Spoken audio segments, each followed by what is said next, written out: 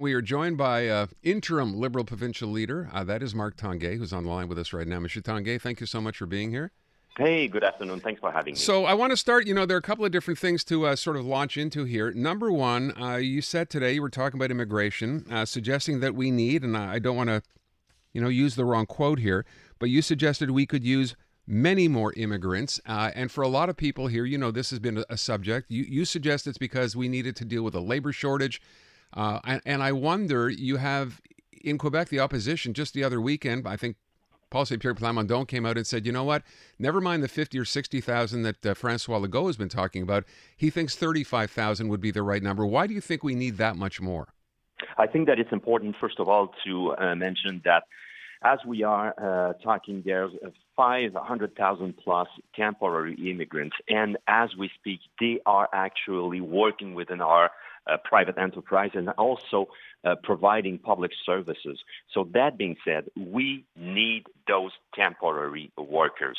That being said, we have to focus on the needs of these workers who are already in Quebec.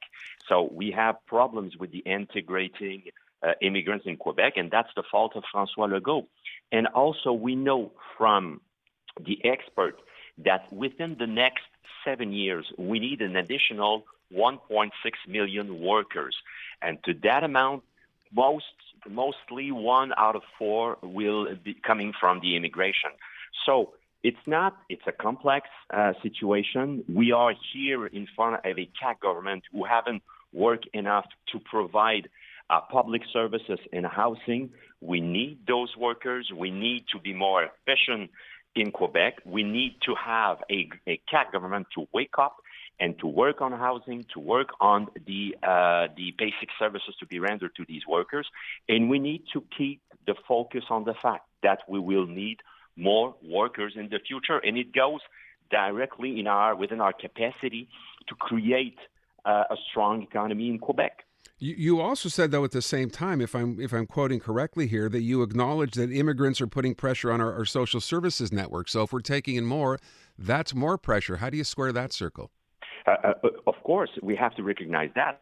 But that being said, again, the past is the past. Today is the first day for the rest of our lives. But that being said, we need to come out. The government need to come out with a thorough and comprehensive plans to increase housing, to increase our capacity to deliver public services to everyone, including temporary immigrants. But it's taking the challenge on the wrong side, saying that, we have all these challenges here today. We will be reducing the number of immigrants coming in Quebec because we desperately need these workers. And again, not only on the private sector, but on the public sector as well. So it's about time for this bad government to provide a complete and comprehensive plan to have a workable and a successful integration. It's a must, and we have to recognize that. And it's an old debate, 35,000, 50,000, 70,000. We have 500,000 plus as we speak who are working. We need to address their needs, and we need to act quickly. Mr. Tanguay, I'm pro-immigration, so I want to state that out of the gate. And yet I feel like something has gone terribly wrong here, and it just doesn't add up. How can we continue to add even more when we simply can't take proper care of the immigrants that we already have? Who will be building the house? Who will be providing public services? These workers are essential workers on the private sectors and on the public sectors. So the requirements, we are in a labor shortage as we speak of thousands and thousands of workers. But those workers need doctors, they need dentists, they need, they need all the services, and we don't have, and they need homes. And I know they have to build the homes, but it's like a catch-22 situation here. But they must be seen as part of the solution. And again, who will be building these houses, who will be providing these services? They are working as we speak. as nurses. They are working as we speak in the résidence pour personnes âgées. They are working in every sector of our economy. And when we see the need of additional workers to be able to deliver, yes, of course, you're right. They will need dentists, they will need doctors, they will need. But that being said, they have an input in our economy that is a must for us in order to achieve our very important goals. So you've heard the Premier come out and ask not demand, but suggest the federal government needs to pony up some money, I think around $470 million for the cost of asylum seekers that have come into this country, money that Quebec is spending to accommodate them. What's the Liberal position on this? We are in favor of this. Of course, Quebec is addressing the needs.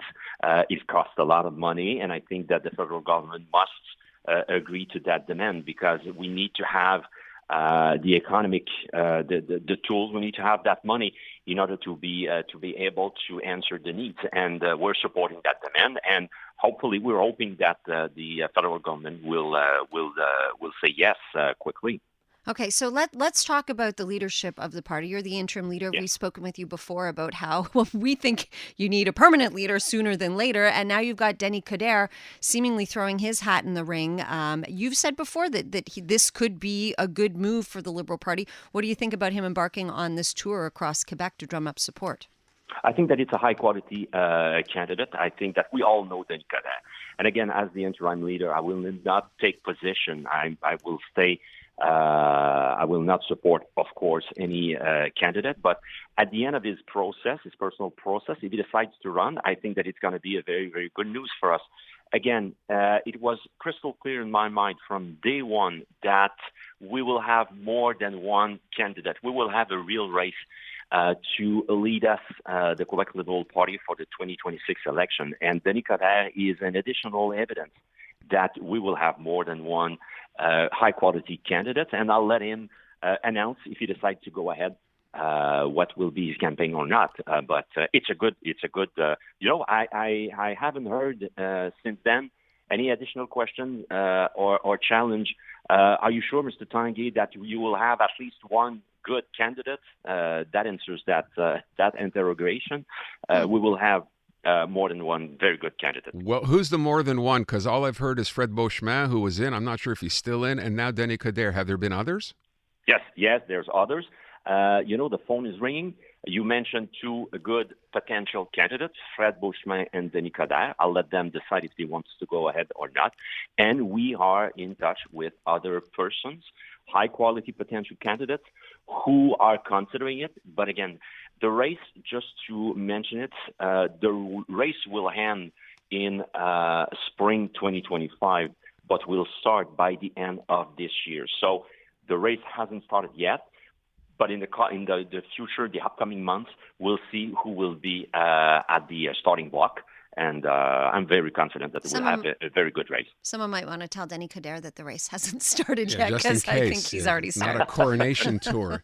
I want to read you, we have to wrap up. I want to read you one comment today I came across on social media with respect to Denis Coderre and the Quebec Liberals, which reads as follows. The Quebec Liberals are disliked outside of Montreal. Denis Coderre is disliked inside of Montreal. Where's the logic here in him heading up a provincial party?